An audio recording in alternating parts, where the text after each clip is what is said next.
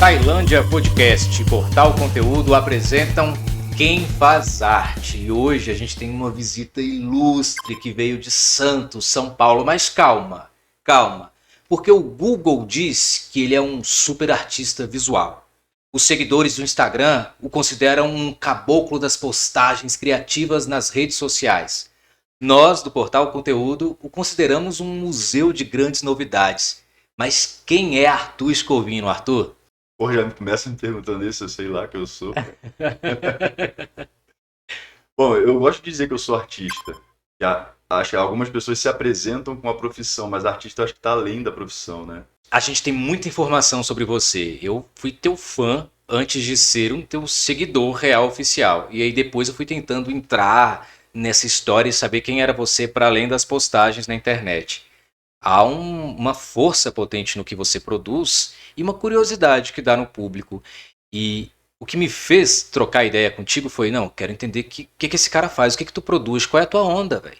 Cara, eu sou um artista que eu gosto de criar histórias, eu gosto de viver as histórias que eu crio. Eu acho que isso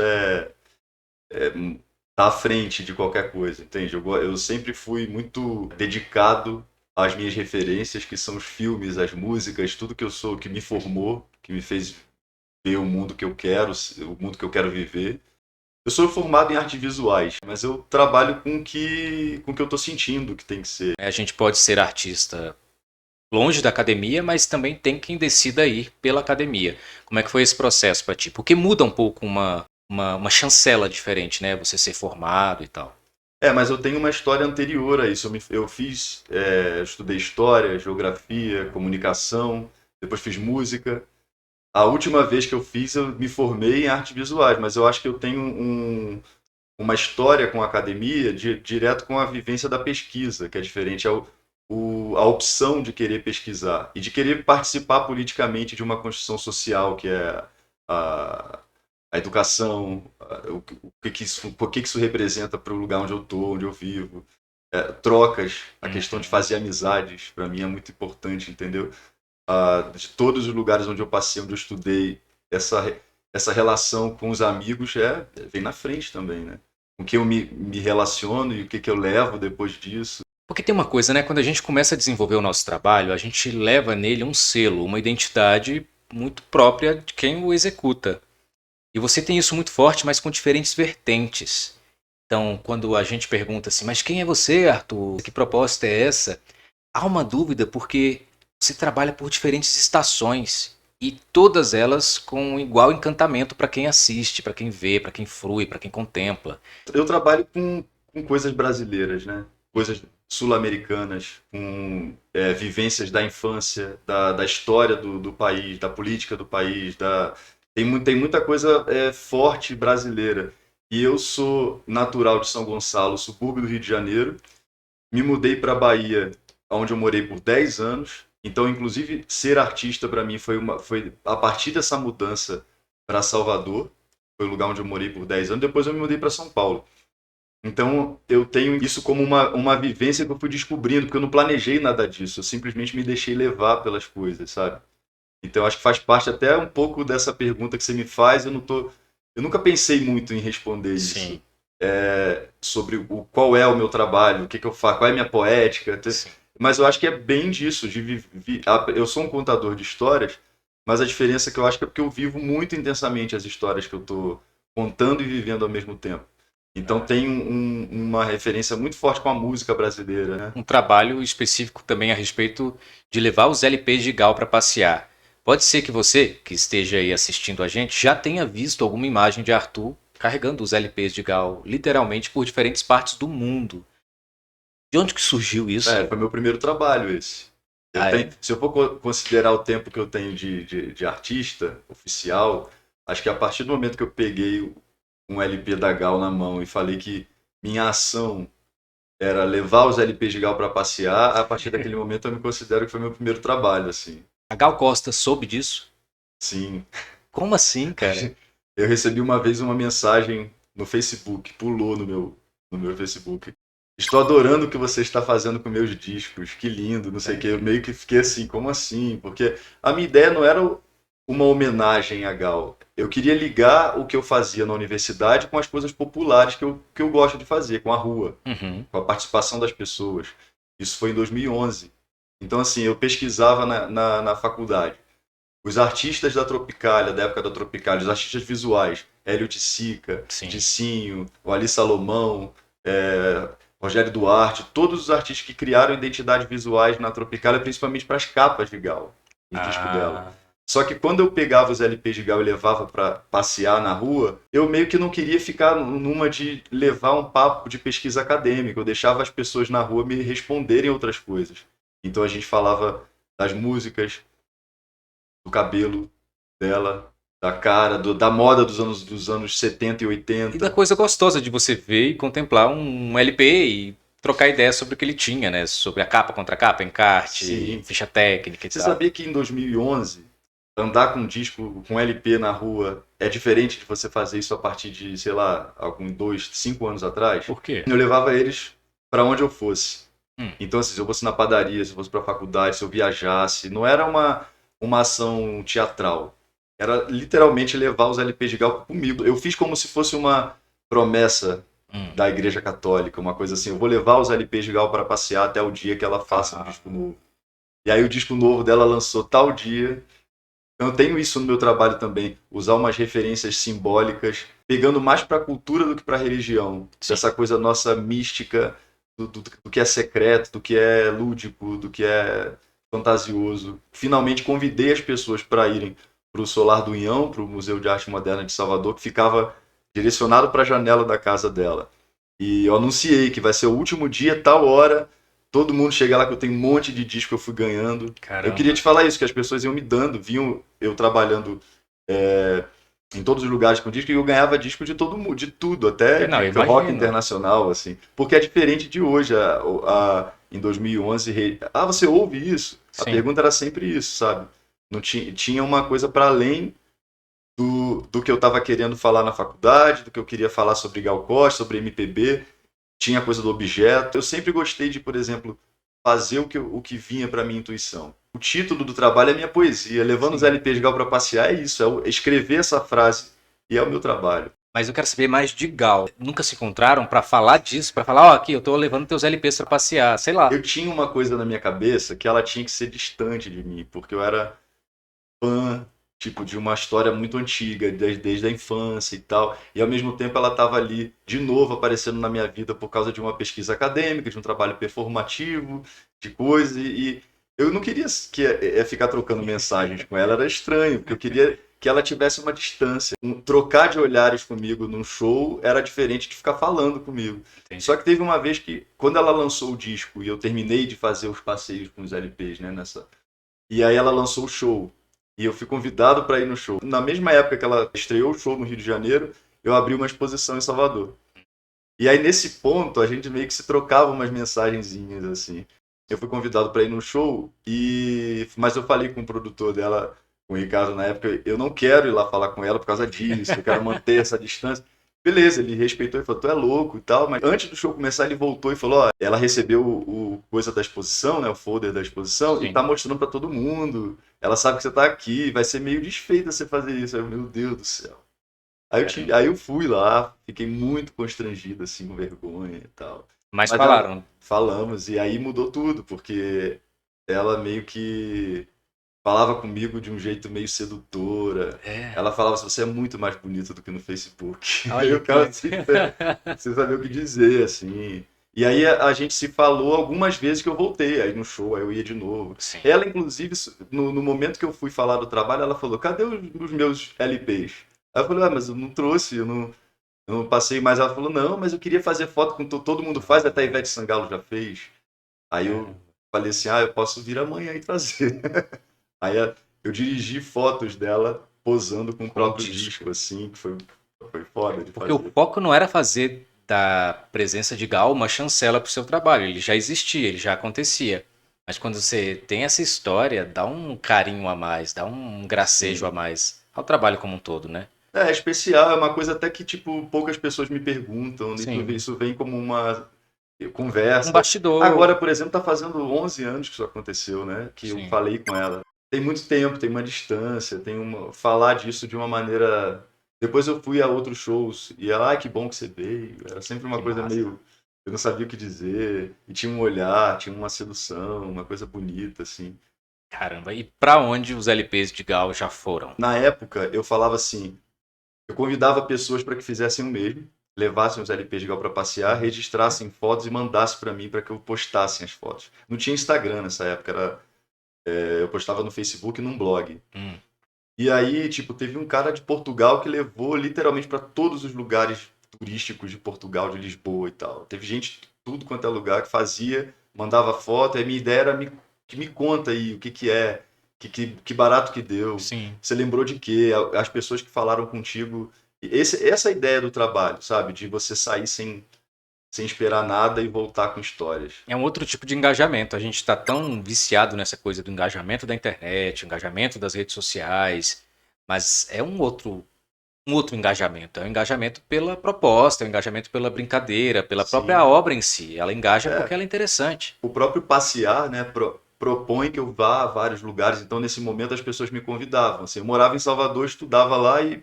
era chamado para na casa de todo mundo tomar um café, levar os LPs de Gal para passear. Ia para vários lugares, fui para Juazeiro, me Sim. convidaram para a universidade, Juazeiro e Petrolina.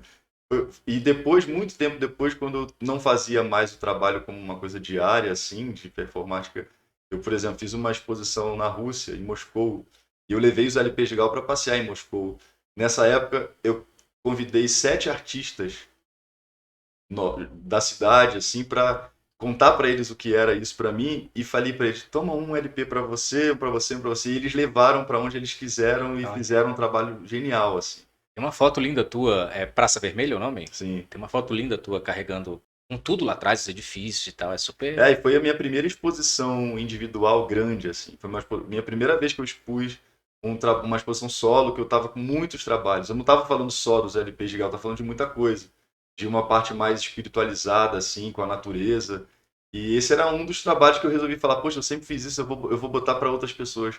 Era difícil imaginar o que eu ia fazer na Rússia. Meu trabalho é tão brasileiro. Sim. Por que eu fui convidado? Não, eu fui convidado porque era uma pesquisa que eles tinham de performance de longa duração. Inclusive eles falaram: nossa, você tem um trabalho que levou 7 meses para concluir. A sua história da casa, a Casa de Caboclo que você fez, apresentou na Bienal de São Paulo, durou 3 meses em cada lugar que você foi.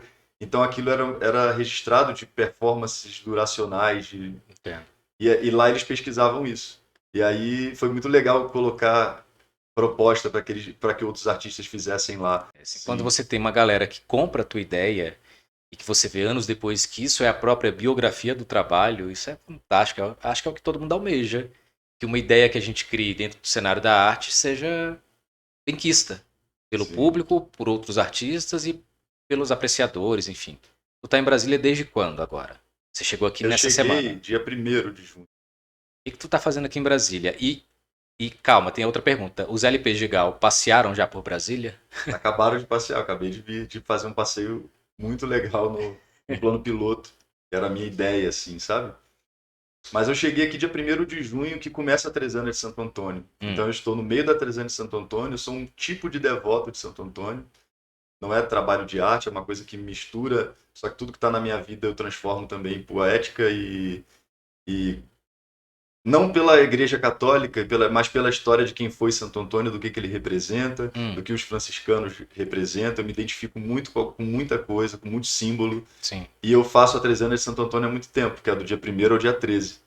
Então, esse estar em Brasília nesse momento representa coisas pessoais para mim, de renovações, assim, que esse período pós-pandêmico, que eu estou morando em Santos, que é litoral de São Paulo, fui fugindo da pandemia para lá e Sim. tal, e descobri uma cidade linda, incrível, e muitas coisas, mais uma vez, né, eu vou me deixando levar e de repente as coisas fazem sentido, sabe? Entendi. O dia 1º de junho para mim é muito importante.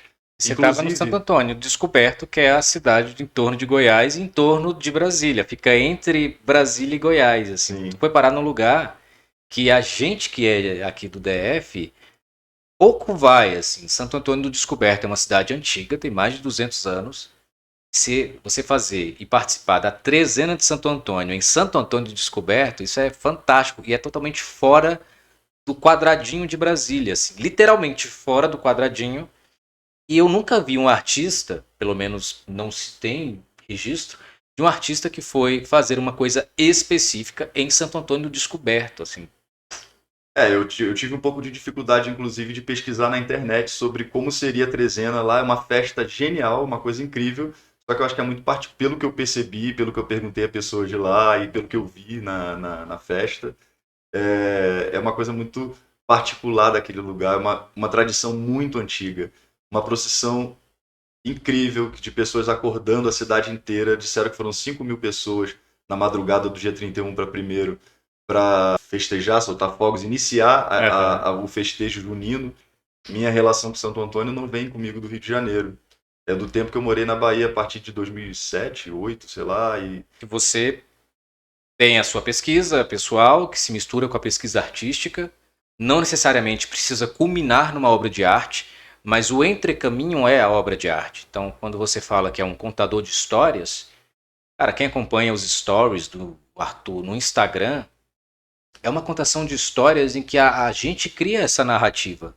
Existe uma proposta tua e às vezes nem existe, às vezes é o dia a dia, um registro, enfim. Mas para quem assiste, essa criação de simbolismo, essa criação de uma narrativa do que eu espero que seja aquilo, também move esse público seguidor. E tu tem muito seguidor.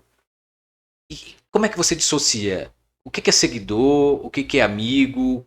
Quem é essa galera que acompanha o teu trabalho? Porque o seu trabalho, os meus amigos de Brasília que veem alguma coisa minha relacionada contigo, passam a te seguir porque acham encantador um modelo de vida, um estilo, a linguagem artística, ou às vezes nada disso, só a contação de história de outras maneiras. Quem é que te segue? olha, antes de existir o Instagram, eu já tinha um contato com muita gente por causa do Levando os LPs de Gal para passear. Porque era um blog, o blog era muito seguido, sabe? Era uma coisa. O próprio Facebook não me deixava mais ter aquela coisa de amizade, porque já tinha estourado o limite, não dava mais para falar com muita gente. E tinha, obviamente, pessoas que é, eram artistas, pesquisadores, curadores de arte, ou pessoas que só eram fã da Gal também, ou pessoas que achavam, que sei lá, que achavam legal o que eu estava fazendo, que achavam curioso. Só que eu nunca pensei nisso que você está falando como um método meu. Eu só Sim. fui me dar conta de tanto as pessoas que gostam de fazer análise crítica, né, vieram me falar que isso era um jeito de ver a coisa, apresentar o processo e não o trabalho final, e de repente o próprio processo vira o trabalho, como já sai colocando um título, já sai fazendo. Sim. Depois veio Instagram, aí as pessoas continuaram acompanhando. Então, assim, da mesma maneira que tinha pessoas que gostavam de música brasileira, de Gal, do festejo do Caboclo 2 de Julho, da Bahia, da Independência do Brasil, Sim. de Santo Antônio, da religiosidade católica, das borboletas. Mas mesmo sendo histórias que aos poucos são costuradas, seja da maneira que você divulga, seja como o público interpreta, elas hoje você já pode dizer que são coleções diferentes, são histórias que possuem trabalhos isolados, né? Você fala das borboletas, você fala do caboclo, você fala de Gal, acaba que já são trabalhos consolidados separados, né? Sim, hoje sim. É o meu portfólio, são minhas histórias, são meus livros, saca? Eu não escrevo, mas eu, na época da faculdade, fazia uma brincadeira e quando eu tinha que fazer um artigo, eu falava, quem vai ler esse artigo? Artista para artista? A gente brigou tanto para ser ciência, agora a gente não quer mais ser ciência. Como é que é essa história de arte na academia? Se a minha coisa estava toda voltada para a rua, para as pessoas, não só na rua, mas na rede social também é Sim. uma maneira diferente de falar. Aí eu dizia que eu fazia uma versão, o meu artigo era oral, assim, eu falava dele. Então tudo que vinha de referência, de vivência, de experiência, eu fazia uma reunião para contar aquilo. E cada vez que eu contava diferente, porque eu Cara, e vivo diferente também, né? isso também me faz pensar de novo na rede social. Cada vez que você fazia, você falava diferente. Mas uma pessoa que passa a te seguir agora, ela vai ver uma obra como essa e ela vai ver que existem reproduções dela no seu feed, nos seus stories, mas para ela vai ser novo. Então acaba que, quando eu brinco do museu de grandes novidades, é porque para quem chega é uma novidade de um repertório que já existe. Agora, uma coisa que eu lembro é, você tinha uma casa em São Paulo, né, um apartamento, não sei, que ele era um ateliê. E Sim. era fascinante para quem não era de São Paulo olhar aquilo e falar: meu Deus, como eu faço para poder ir nesse ateliê e ver o que tem? Porque a gente também, pelas fotos e vídeos, não entendia se eram áreas, coleções. A gente só tinha uma curiosidade muito grande. Como é que surgiu essa coisa de transformar a moradia em ateliê? A casa tinha vida, tinha planta, tinha tudo. E todas as histórias que a gente está falando, e outras até que a gente não falou, estavam lá. Então tinha um espaço para contar as histórias com as borboletas, Sim. tinha um espaço para falar sobre os LPs de Gal. Era entrada, as pessoas pagavam como se fosse um Não, museu. eu fiz, era minha casa, era só meus amigos que visitavam, pessoas que Ah, me falavam, eu quero conhecer, porque era meu ateliê. E naquele momento eu estava me tornando um artista independente, apesar de ter participado de muitas exposições importantes, internacionais, até instituições. Em algum momento eu marquei assim, vai acontecer uma exposição aqui no apartamento. Então sim, teve data. entendi. Eu convidava as pessoas, óbvio, as pessoas poderiam visitar meu ateliê. E eu fazia, por exemplo, residência artística. Veio um pesquisador da Sérvia que pesquisa Butô Uau. para passar um tempo comigo. Veio um arquiteto de Niterói, que foi um amigo. Então eu tinha um quarto lá onde eu recebia, eu orientava, fazia orientação da minha visão sobre, imagina, sobre um cara que é arquiteto. Aham. Mas a gente tinha cafés da manhã onde eu orientava o processo dele. Isso Tipo, é eram fantástico. É uma conversas. residência Sim, é artística. uma residência artística. Então eu fazia muita coisa É lá. fantástico. Foi daí que surgiu o Café Pelado. Eu sou naturista, né? Tipo, Sim. eu frequento praias naturistas há muito tempo, desde os 20 anos, no Rio de Janeiro. Só que é engraçado você perguntar isso, porque morando em São Paulo, eu falei, como é que é naturista em São Paulo? Não tem lugar, não tem naturismo para mim, era na Bahia, no Rio de Janeiro, era você socializar nudez na natureza, saca? Não precisa ter Tipo praia. praia. Ah, entendi. Mas cachoeira, sei lá. Entendi. Só que aí São Paulo eu conheci, na época, na experiência na Casa da Luz, que é o João Goski, que coordena até hoje, e na época eu fui diretor artístico da Casa da Luz durante um ano. Eu produzi 7 exposições lá. Então tinha uma coisa na Casa da Luz que era uma balada que as pessoas podiam ficar pelado, Sim. nudist friendly, Ah, que tem tudo quanto é lugar, né? Até em Brasília deve ter, aham. né? E só que aí eu falava assim, como eu estava responsável eu dividi ateliê com o André Niemeyer nessa época, ele fazia, e teve um ano que ele falou, faz você essa parte. Então eu fiz a produção, curadoria, expus também como artista, e sempre falava da Casa da Luz como coisas que poderiam acontecer de ocupação de naturistas sem ser para balada, sabe? Durante o dia, visitar a exposição no ser naturista em São Paulo, eu aprendi com eles. Como que é ser naturista em São Paulo? Um espaço institucional ou não, mas que você possa fazer uma aula de yoga, uma aula de Sim. teatro, tomar uma cerveja pelado. Uma coisa é a gente ver a obra, uma obra nua. Outra coisa é a gente estar nu vendo a obra. É uma brincadeira gostosa que se Sim. faz, né? Talvez São Paulo nem tenha sido divulgado muito na imprensa como uma coisa assim, na Casa da Luz fazia como faziam na França. O público poderia visitar a exposição nu. Só que também tem uma coisa de não colocar tudo na arte como as pessoas esperam, né? Em que momentos você tem a nudez? Quando você está tomando banho? Ou quando você vai transar? Sim, Ou quando você vai à praia de nudismo, lugares naturistas? entendi. Ou quando você vai fazer um trabalho artístico? Só que assim, e fora disso? Então, quando eu convidava um amigo num café em São Paulo, ficou diferente por causa da experiência que eu tinha com a Espenat, com aquela galera que me falava, cara, a gente mora em São Paulo e nós somos naturistas. Sim, E aí, aí nesse momento, meio que afastei um pouco essa necessidade da arte. Eu sou entendi. fotógrafo, eu desenho, eu tenho vários momentos onde a nudez participa do meu trabalho. Mas e sem isso? E sem estar precisando do corpo do outro como uma inspiração artística? Sempre recebo amigos e amigas pelado. Mas não é um lugar que eu fico assim, existe um ritual que daqui vai ser gerado isso, senão vira terapia, senão vira outro rolê.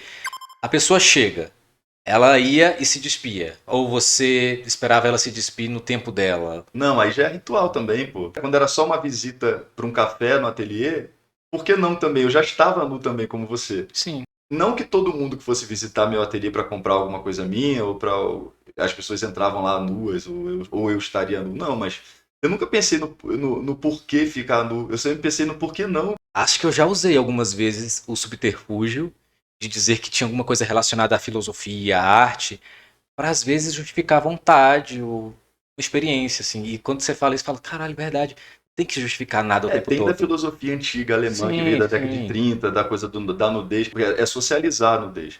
Então você vai ver pessoas de idades diferentes, corpos diferentes, É. não tá misturando com atração sexual porque tá vendo. Mas se também Simplesmente- aconteceu, ok. Sim, Né? Não fica no lugar. Sim. naturalmente, mas não no sentido de procurar só isso. Bora ficar Entendeu? pelado? Ou tem que Ficar justificar? pelado aqui. É.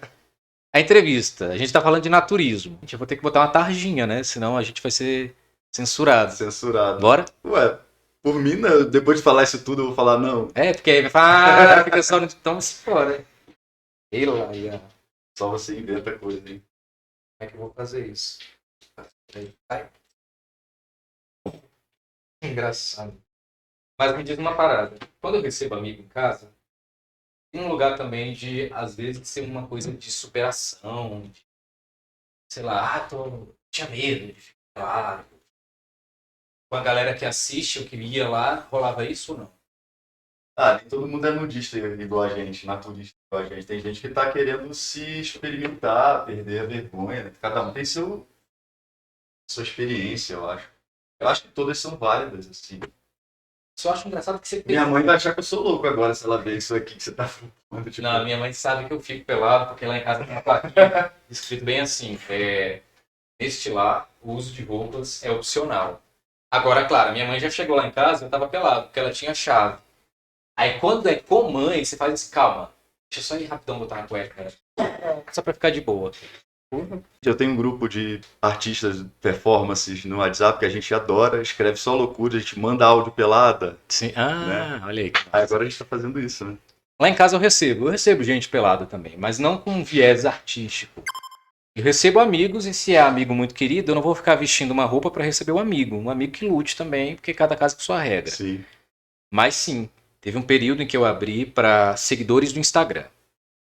Porque eu não minto no Instagram, eu gravo meus stories pelado. Só que o Instagram tem problema com pelinho, né? Toda vez que aparece um resquício de pelinho, censura. Ou a mão, assim. A mão, assim. Então você já vai meio que organizando para não aparecer. Mas não é segredo que eu sou naturista. E isso meio que gera uma comoção para as pessoas ficarem meio assim, como é que é? Como é que eu posso participar? E eu não crio ritual. Eu falo, cara, café não é uma coisa que você marca para daqui a 5 dias. Bora tomar um café na sexta? Para. Café é assim, você tá em casa? Tô. Posso ir? Pode. Porque também ficar teorizando isso, aí eu vou me sentir um terapeuta. Eu não sou terapeuta, eu também tenho as minhas Sim. questões, né? Tenho, sei lá. É, a gente faz um convite para tomar um café. É diferente de fazer uma entrevista pelado. Eu tô aqui pensando, enquanto eu tô falando, tem uma coisa legal, porque eu falei um monte de coisa e agora eu continuo pensando, isso é bom, né? Tipo E tem outra coisa, porque o estúdio é meio gelado, aí a gente fica meio... E o porquê né? não é legal também, né? Porque da coisa da não Vai justificativa. dar uma vergonhazinha. Um pouquinho. Tipo assim, depois que você tem porque vocês estão vendo a gente, mas a gente tem a técnica que tá vendo a gente pelado. Aí daqui a pouco a técnica tira a roupa também, eu vou avisar pra vocês. Brincadeira, né, Vitor? Olha lá o Vitor. Ué, tamo aqui pra trabalhar. Pô. Mas é meio contagiante também, porque as pessoas também faziam meio isso comigo, porque quando era, vamos fazer um café naturista, porque eu fazia assim, oficialmente eu já fiz jantar naturista lá em casa, para 10 pessoas, e muito bonito, envolvendo performance, a comida era toda pensada, tipo, com convidados, e tudo dentro de uma justificativa também artística para quando você anuncia isso. O que eu tô querendo dizer é que mais ou menos como você. Sim, quando eu recebo visita lá em casa, geralmente é de pessoas que eu conheço, que não são negacionistas, tem todo um filtro, né? Se é um seguidor Óbvio. do Instagram, eu quero saber se o cara não é negacionista, se o cara não Por é favor, né? virado da ideia e tal. Mas tem uns gatilhos que eu corto logo na hora, porque eu não quero falar sobre eles, assim. Quando é seguidor ou seguidora do Instagram, que quer experimentar ficar pelado lá em casa para um café naturista, se é homem, e o homem quando entra fala, não, sabe o que é? Porque eu tenho um pinto pequeno, eu já vou para um assunto outro.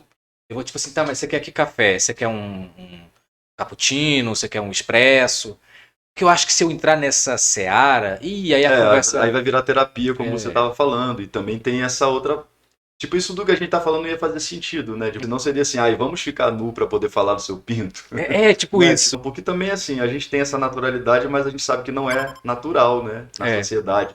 Para a sociedade. Existem os grupos nudistas desde a década de 30. Tem um caso curioso que eu estava em casa. Eu já recebi de tudo lá em casa. De todo tipo de gente. Eu recebo amigas, amigos, amigos recomendados por outros amigos que falam assim, não, lá na casa do Josué, de repente, se você quiser ficar pelado, você pode. Só que aí já aconteceu um caso, que são dois que eu quero contar. Uma querida amiga mandou o namorado dela ir lá pra casa. E me avisou bem assim, fulano tá indo aí. Falei, pra quê? Ah, tá com frescura de não querer ficar tirando foto quando a gente vai pra cachoeira, quando vai pra piscina. Falei, tá, mas ele não era meu amigo, ele era namorado da minha amiga. Falei, mas o que eu vou fazer? Ela, não, eu já mandei a localização, ele deve chegar daqui a pouco. Falei, mas eu vou falar o quê? Eu vou falar pra você assim, foi assim. Ela, não, é só pra ele parar de frescura. Aí eu falei assim, vai lá pra casa do Josué, ele já te conhece mesmo. E aí nesse dia eu fiquei muito vergonhoso, porque eu não tava pelado nesse dia em casa. Mas ele já foi pensando que era pra ficar pelado, e eu tava de boa, tava de blusa e tal. Eu me despi pra recebê-lo, e ficou um lugar que a gente ficou, porque não foi um convite. E não era um amigo, é uma namorada da minha amiga. Foi tipo a experiência, né? Foi a Tipo, o convite experiência. pra experiência. Mas aconteceu um negócio massa, porque no meio da conversa, como é uma mesa em que a gente se vê pelado, né? Ela não tem essa diferença que a gente tem aqui. Teve uma hora que ele ficou olhando assim pro pé da minha barriga e tal. Eu até vou nem falar o nome. E ele olhou assim, eu percebi que tinha olhado. Mas eu pensei, às vezes é curiosidade. A gente tem curiosidade de ver como é que é o pinto do coleguinha, enfim. Aham. Ele falou, você tem pelos, né? Eu falei, uai, sim, se a gente não tirar, a gente tem. Ele, não, eu tiro desde os 12. Desde que eu passei a ficar com mina, eu tiro. Sempre falaram que o certo era tirar. Eu falei, mas tu nunca viu um primo, um tio, um pai, sei lá, a gente vê. Ele, não tem disso. Olha que pira. Às vezes, só pelo fato de o cara não, sei lá, às vezes não fez exército, não fez academia que você divide banheiro, cria uma visão de que tem algo errado consigo, quando na verdade não tem nada de errado. Ali o que eu entendi foi ele só não sabia como era outro cara pelado, além do pornô, da internet. Olha que doido. Teve um seguidor do Instagram que é PCD, pessoa com deficiência, e não me avisou. E eu também não preciso que ninguém me avise. Se tá com vontade de ir, tá dentro do que eu coloco, né? Não pode ser negacionista, tem que estar vacinado, tem que ser legal, minimamente gostar de arte. Ele foi, mas ele tinha uma perna. Eu não sei nem se o nome é perna mecânica, é prótese, né? E aí no meio da conversa, depois de uma hora a gente trocando ideia, conversa massa, legal. Eu senti que perdeu um pouco do brilho da conversa, porque ele falou assim, cara, eu não tô pelado. Você tá pelado, eu não tô. Mas ele tava pelado. Só que ele tava pelado com a prótese A prótese. do joelho. Eu entendi na hora o recado. Eu falei, eita ferro, o que que eu faço? Eu falei, o que que é pra fazer? Ele, você me ajuda? E tirar uma perna, prótese, não é um botão que você aperta on-off. É uma situação um pouco invasiva, a depender do tipo de prótese, né? Imagino. E aí eu peguei a perna dele e fiquei, meu Deus, qual é o jeito respeitoso de pegar? Né? Era ele, não era, era ele também. Mas o cara se iluminou, velho. Ficou lindo, assim, a conversa que já tinha uma hora, virou 3. Então não tem também como dizer que isso não sensibiliza mesmo a gente que faz, entendeu? É legal, foi uma experiência muito gostosa pra mim também. Sim, é o que você é e é o que você pode fazer, transformar em poética. Você acabou de fazer agora, você está sendo um contador de histórias, de coisas, sabe? Um brilho no olhar para contar de coisas que é da sua vida, que é do seu jeito de ser, e você sabe que não é de todo mundo, e de vez em quando você encontra com pessoas que estão. Sim. Acho que essa é a coisa das comunidades, né? Dos encontros das pessoas. Quais são as perguntas comuns que os caras ou as minas fazem pra você? Tipo assim, vou dizer o que falam pra mim. Como que é ir na praia? E se o pinto ficar duro? Sim. Eu escuto muito isso. E aí, às vezes, eu fico sem paciência de explicar. Porque eu já recebi tanta visita. Só que eu tenho a consciência de que, pra mim, é a vez número 300. Pra pessoa, às vezes, é a primeira, É a né? primeira. Como que é quando chega esse tipo de A mesma pergunta? coisa. É? Eu sou fotógrafo e há muito tempo de nu e desenho. Sim. Então tem um monte de outras coisas que a arte meio que dá uma justificada para que a hora que as pessoas procuram, ela já acha que está mais ou menos ligada com aquilo. Mas também tem essa hora do simplesmente o café, a visita à sua casa, o amigo. Porque é diferente, né? Um amigo que você nunca teve. Você é amigo, mas nunca teve uma experiência naturista e de repente você está com aquele amigo junto com outros é interessante também. Cara, E você está falando disso, não é a praia, não está indo à praia, mas a pessoa fica também querendo se espelhar nas suas experiências, que você vire a pessoa que coloque ele num mundo diferente, que abriu para ele, que ele se sente mais livre. Mas isso dá umas ciladinhas. Dá. Algumas são boas, assim. Eu tava dando aula numa escola E eu contei pros professores e professoras bem assim, cara, não, eu recebo uma galera pelada em casa, mas quando eu quero também, eu vou lá e falo assim, hoje eu tô a fim de tomar um café pelado, quem vem? E geralmente tem. E o diretor da escola chegou assim, tu me convida? Isso foi numa sexta-feira. Falei, cara, não tem nem cara pra te convidar, porque eu vou. Não vai ser esse final de semana. Você vai passar sábado, domingo, segunda, criando na tua cabeça o que que é um café. E o café, às vezes, é até triste, porque é o banal, é eu passar um café e. Conversar sobre banalidade também, porque É. E aí ele foi numa quarta-feira, super tímido. O que que eu expliquei? Não se convida pra café. Funciona assim. Tá aí, tô. Posso ir? Pode. Ele fez isso numa quarta. Ficou tímido, demorou a tirar a roupa. Aí depois disso eu até instalei um ganchinho no lado da porta. Já é a regra. Não, chegou, botou a roupa. Não tem isso de ficar sofrendo, não. E aí ele me manda mensagem no sábado. Ele tinha ido na quarta, manda mensagem no sábado. Fala, cara, eu fiquei tão nervoso, Josué, aquele dia. Que legal. Ele não, eu falei, eu precisei falar com o professor de história e de inglês. Eles são meus amigos, eu precisei desabafar. Mas qual o problema? Que bom, eles não, eles estão aqui, a gente quer ir. Era sábado, eu tava fazendo faxina em casa, assim, zero condições de preparar café e tal. Ele, não, não, a gente vai. E o de um dos professores eu conhecia, o outro não, porque não coordenava junto comigo, eu só via na sala dos professores. Falei, tá calor, traz cerveja, não vou ficar passando café no calor. Foi estranhíssimo pra mim nesse dia, porque ali eu me vi um anfitrião tendo que resolver coisas de casa que eu não tinha preparado, do tipo, será que tem batatinha pra fritar? Será que tem azeitona pra servir? E os caras vieram com cerveja como se fosse assim, uba, uba, tem uba. uma festinha, um evento. Né? E claro que não ficou no campo da festa, mas ficou no campo assim, a gente falou de arte, de educação, de política, só que todo mundo peladão. E aí eu, às vezes, olhando de fora, fiquei bem assim, caralho, isso não foi pensado, né? Não era pra ser assim, mas foi bom. Mesmo sendo estranho, foi bom. E aí a gente vai vivendo. É porque você poderia convidar justamente para tomar uma cerveja no fim de semana, e já que tem essa naturalidade de por que não você ficar pelado também, você não tá convidando para tomar banho, nem para transar, nem para outras coisas que você tem que não vou desenhar você, não tem nenhuma justificativa. Sim. É só porque não, eu acho. Talvez. Que entra aí. E quem é que pede pra você desenhar? É tipo uma encomenda que a pessoa fala assim: eu tenho uma obra do Arthur Escovino em casa, eu acho muito massa falar pra todo mundo, não, isso aqui é uma obra que eu tenho do Arthur, o Arthur me desenhou. Quando eu fui a Santos, o Arthur me desenhou. Eu tenho muito orgulho, assim, eu guardo dentro de um disco da Tieta, inclusive. Que legal. Que é pra nunca também amassar, né? Tá lá. Quem é que procura? Porque não é uma coisa que você anuncia na internet, do tipo, vou abrir sessão pra desenho. Eu anunciava antes, mas aí começaram a deletar os desenhos, né? Até desenho era uma coisa que eu anuncio em outros lugares e pessoas que já conhecem há muito tempo. Por exemplo, eu tenho um trabalho que eu chamo de No Desafio, onde eu faço uma espécie de oficina, onde eu não estou ensinando ninguém a desenhar, mas eu estou promovendo maneiras de quem desenha e quem está sendo desenhado também estarem nus. É uma atividade naturista como todas aquelas que eu contei que a gente desenvolvia na Casa da Luz. E aí, antes, há muito tempo atrás, eu já fazia os desenhos de modelo vivo.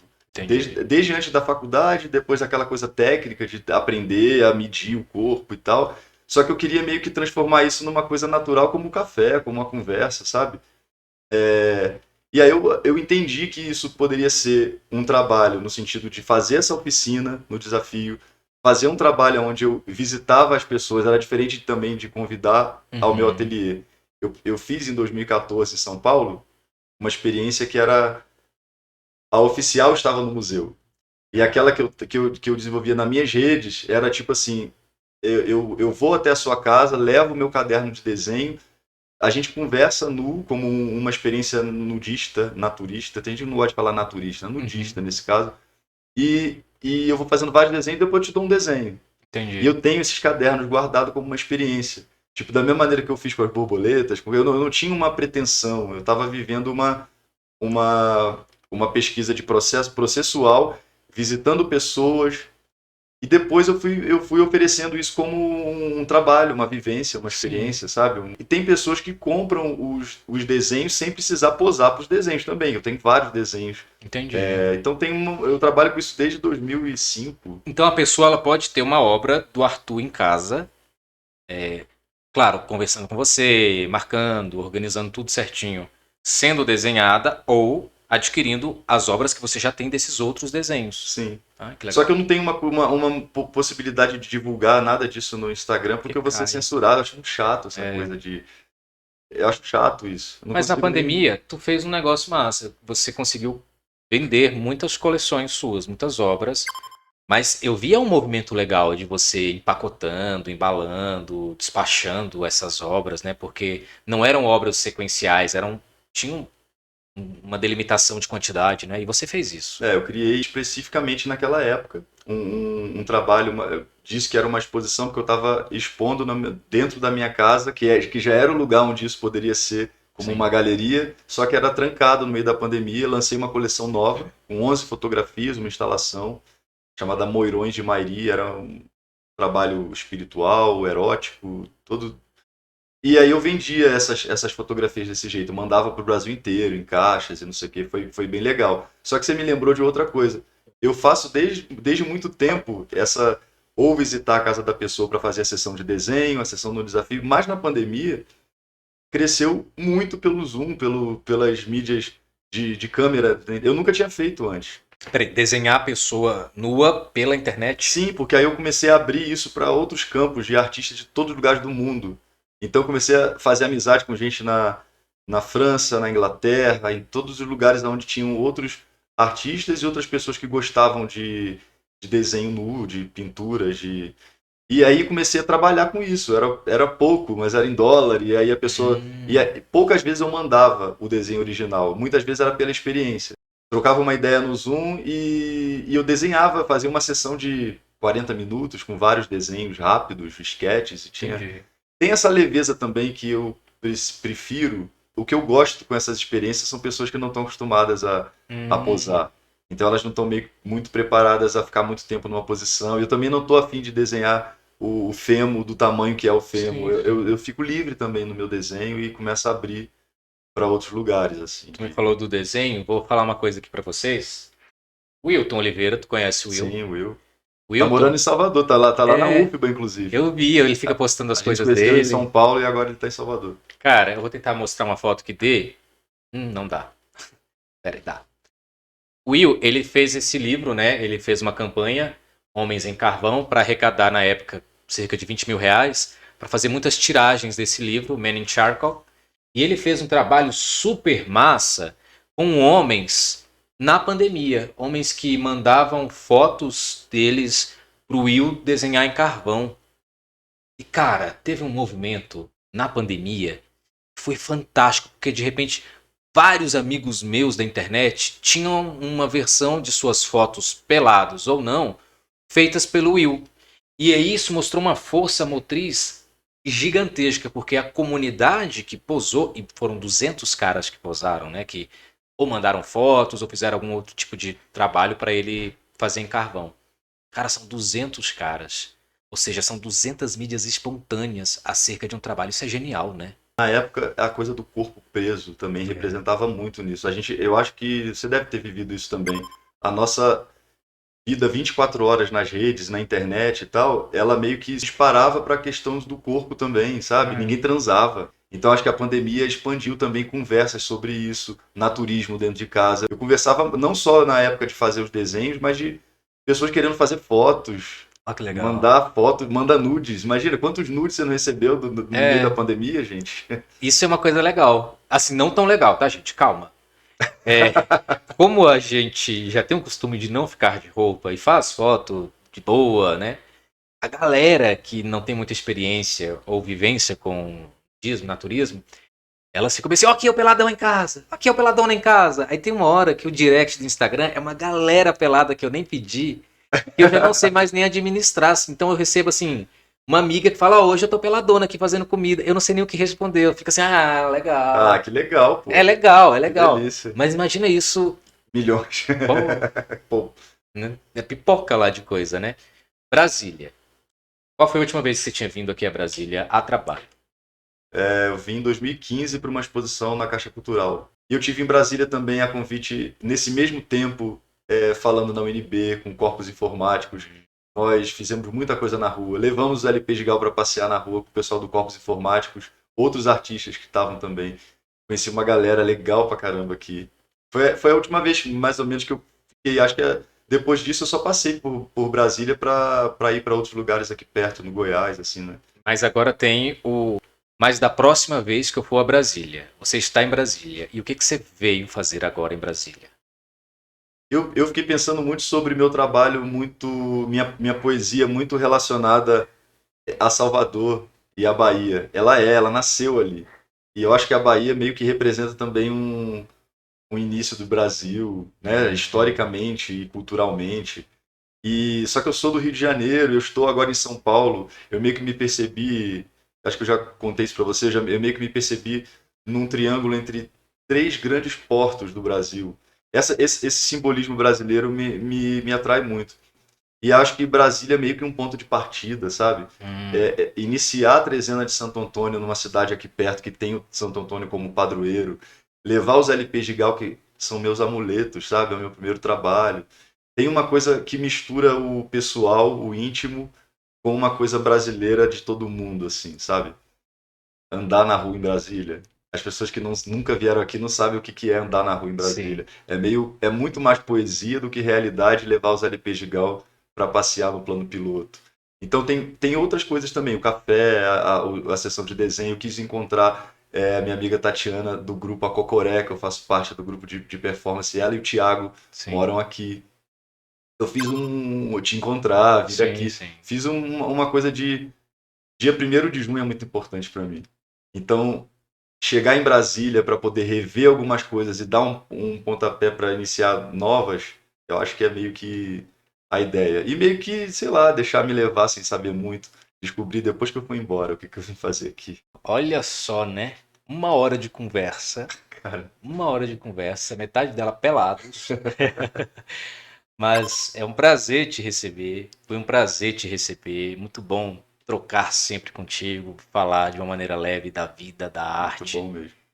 E, cara, olha só que loucura, né? A gente pensa em fazer arte, mas não percebe os presentes também que a arte te dá. E te ter como amigo, como uma pessoa querida, é um presentaço das artes. É a É muito massa. contracultura das redes, é comprovar que por meio dessa coisa cibernética é possível ser feliz e encontrar gente legal, né, cara? É um prazer, tô muito feliz que você veio pra cá. A gente atrai gente legal, você é legal pra caramba. Dan. Que bom, eu fico muito feliz. E ó, tem mais entrevista por aí. Essa de hoje a gente encerra agora, mas são 10 entrevistas com pessoas queridas, talentosas, artistas potentes desse Brasil que vieram trocar uma ideia aqui com a gente no Quem Faz Arte. Mais uma vez, Arthur, brigadão, velho. Valeu Eu que demais. agradeço. Quais são os projetos pro ano? Ou você vai deixar a coisa ir se construindo ao pouco? Fazendo umas coisas com uma retroescavadeira que eu namoro na Praia de Santos. Quem é das redes sociais entende o que a gente está falando aqui. Obrigadão, Arthur. Obrigado também, querido. Fique ligado nas redes sociais de Arthur Escovino. Esse é o Quem Faz Arte, uma parceria do Tailândia Podcast e o Portal Conteúdo. Até mais.